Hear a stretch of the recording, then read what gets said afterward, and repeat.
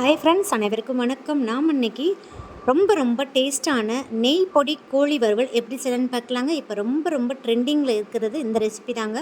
So chicken எடுத்திங்கன்னா எப்பயுமே ஒரே மாதிரி செய்யாமல் இந்த ரெசிபியை கண்டிப்பாக மறக்காமல் ட்ரை பண்ணி பாருங்கள். குட்டீஸ்லாம் விரும்பி சாப்பிடுவாங்க. அந்த அளவுக்கு அசத்தல் சுவையில் இருக்குங்க. வாங்க இப்போ வீடியோக்குள்ளே போகலாம். அதுக்கு முன்னாடி நம்ம சேனலை சப்ஸ்கிரைப் பண்ணாத நண்பர்கள் ப்ளீஸ் சப்ஸ்கிரைப் பண்ணுங்கள், சப்போர்ட் பண்ணுங்கள். வீடியோவை முழுமையாக பாருங்கள். வாங்க இப்போ வீடியோக்குள்ளே போகலாம். இந்த ரெசிபி செய்கிறதுக்கு நான் இன்றைக்கி 1/2 கிலோ போன்லெஸ் சிக்கன் வாங்கிட்டு வந்திருக்கேன். அதை வந்து நல்லா மஞ்சள் தூள் உப்பு போட்டு நல்லா 2-3 டைம் வாஷ் அவுட் பண்ணிடுங்க. இந்த அளவுக்கு மீடியம் சைஸ் பீசஸாக கட் பண்ணி வச்சுக்கோங்க. நல்லா கழுவிட்டு கொஞ்சம் கூட தண்ணி இல்லாமல் ஒட்ட வடித்து எடுத்து வச்சுக்கோங்க. இப்போ 1/2 கிலோ சிக்கனுக்கு 1 முட்டை சேர்த்து விடுறேங்க.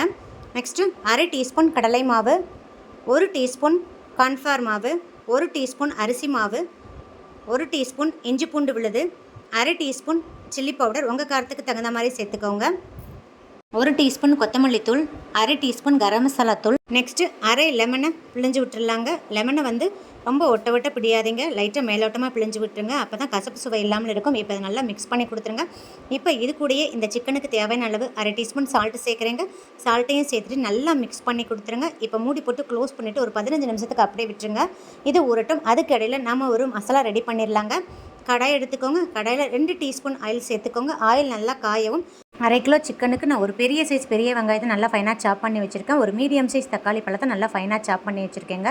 ரெண்டையுமே இதில் சேர்த்துடலாம். சேர்த்துட்டு இது வதங்குறதுக்காக 1/2 டீஸ்பூன் கல்லுப்பு சேர்த்து விடுறேங்க. நெக்ஸ்ட்டு இது கூடயே 1/2 டீஸ்பூன் மிளகாய் தூள், 1/4 டீஸ்பூன் மஞ்சள் தூள், 1/2 டீஸ்பூன் கொத்தமல்லி தூள், 1/2 டீஸ்பூன் கரம் மசாலா தூள், 1/2 டீஸ்பூன் இஞ்சி பூண்டு விழுது எல்லாத்தையும் சேர்த்துட்டு நல்லா மிக்ஸ் பண்ணி கொடுத்துருங்க. நம்ம சேர்த்து அந்த தக்காளி பழத்தோட மேல் தோல் நல்லா சாஃப்டாக வர்ற அளவுக்கு நல்லா வதக்கி கொடுத்துருங்க. ஒரு 2 நிமிஷத்துக்கு ஃப்ளேமை வந்து சிம்மில் வச்சு வதக்கி கொடுங்க. அப்போ தான் நம்ம சேர்த்த மசாலாலாம் சட்டனு கருகாமல் நல்லா வதங்கி வருங்க. நான் இது கூடயே 2 கொத்து ஃப்ரெஷ்ஷான கருவேப்பிள்ளை இலைகளை சேர்த்து விட்றேங்க. சேர்த்துட்டு நல்லா மிக்ஸ் பண்ணி கொடுத்துருங்க. இப்போ 2 நிமிஷம் கழித்து பார்க்கலாம்.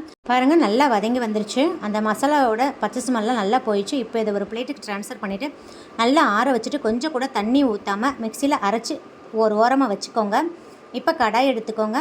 நம்ம வந்து சிக்கனை பொரிச்சிடலாம். 15 நிமிஷம் ஆயிடுச்சு. இப்போ பொரிக்க தேவையான அளவு எண்ணெய் ஊற்றிக்கலாம். எண்ணெய் நல்லா காயவும். ஃப்ளேமை வந்து மீடியமில் வச்சுக்கோங்க. மீடியமில் வச்சுட்டு இப்போ சிக்கன் பீசஸை போட்டுடலாங்க. உங்கள் கடாயில் எந்த அளவுக்கு கொள்ளுமோ அந்த அளவுக்கு போட்டுக்கோங்க. போட்ட உடனே திருப்பி போடாதீங்க. 2 நிமிஷம் வெயிட் பண்ணுங்கள். இப்போ 2 நிமிஷம் கழித்து திருப்பி போடுங்க. இந்த மாதிரி அப்பப்போ லைட்டாக பிரட்டி கொடுத்து வறுத்து எடுத்துக்கோங்க. எப்போயுமே சிக்கனை வந்து மீடியம் ஃப்ளேமில் வச்சு பொரிச்சு எடுத்துக்கோங்க. அப்போ தான் உள்ளே நல்லா ஜூஸியாகவும் வெளியே நல்லா கிறிஸ்பியாகவும் கிடைக்குங்க.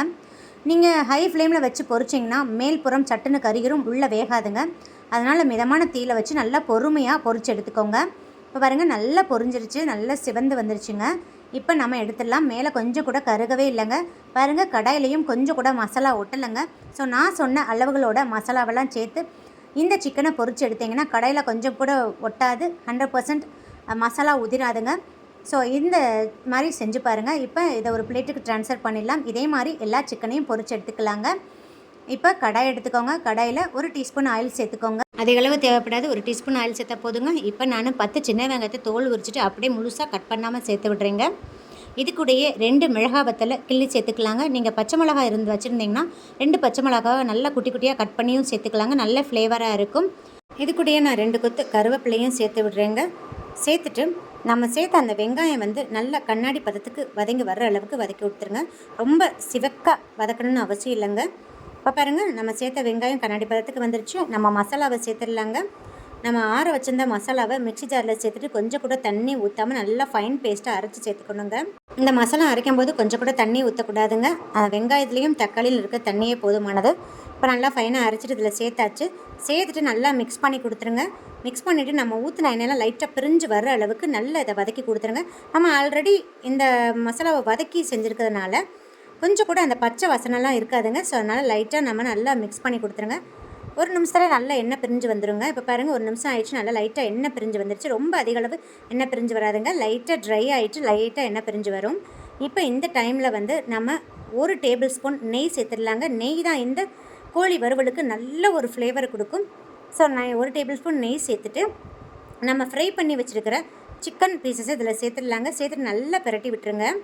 பிரட்டிட்டு மூடி போட்டு க்ளோஸ் பண்ணிவிட்டு ஃப்ளேமை கம்ப்ளீட்டாக சிம் பண்ணிடுங்க. சிம்மில் வச்சுட்டு அப்படியே ஒரு 2 நிமிஷத்துக்கு அப்படியே விட்டுருங்க. அப்போ தான் அந்த மசாலாலாம் அந்த சிக்கனில் நல்லா இறங்குங்க. நம்ம சேர்த்த நெய், மசாலா எல்லாமே அந்த சிக்கனில் இறங்கிட்டு நல்லா சாப்பிட்றதுக்கு ஜூஸியாக இருக்கும். மூடி போட்டு க்ளோஸ் பண்ணிடுங்க. 2 நிமிஷம் வெயிட் பண்ணுங்கள். பாருங்கள் 2 நிமிஷம் ஆயிடுச்சு. நான் ஓப்பன் பண்ணிவிட்டேன். அப்போ நல்ல ஒரு ஸ்மெல்லாக இருக்குங்க. நல்ல ஒரு ஃப்ளேவராக இருக்குது. இப்போ நம்ம சீக்ரெட் இன்க்ரீடியண்ட்டான இட்லி பொடியை அப்படியே 1 டேபிள் ஸ்பூன்லேருந்து 1.5 டேபிள் ஸ்பூன் வரைக்கும் அப்படியே தூவி விட்டுருங்க. லைட்டாக தூவிட்டு ஸ்டவ் ஆஃப் பண்ணிவிட்டு தான் இந்த இட்லி பொடியை சேர்க்கணுங்க. இல்லாட்டி இட்லி பொடி சட்டுன்னு கருகிரும். இப்போ லைட்டாக மட்டும் பிரட்டி கொடுத்துருங்க. அவ்வளோதான், நம்மளோட நெய் பொடி கோழி வறுவல் அட்டகாசமாக செம்மையாக ரெடி ஆயிடுச்சுங்க. இதை ஒரு பிளேட்டுக்கு ட்ரான்ஸ்ஃபர் பண்ணிடலாம். இந்த பிளேட்டுக்கு ட்ரான்ஸ்ஃபர் பண்ணிவிட்டு ஃபைனலாக கொத்தமல்லி இலைகளை தூவி விட்டுருங்க. பாருங்கள் சிக்கன் நல்லா உள்ள ஜூஸியாக சாஃப்டாக வந்துருச்சுங்க.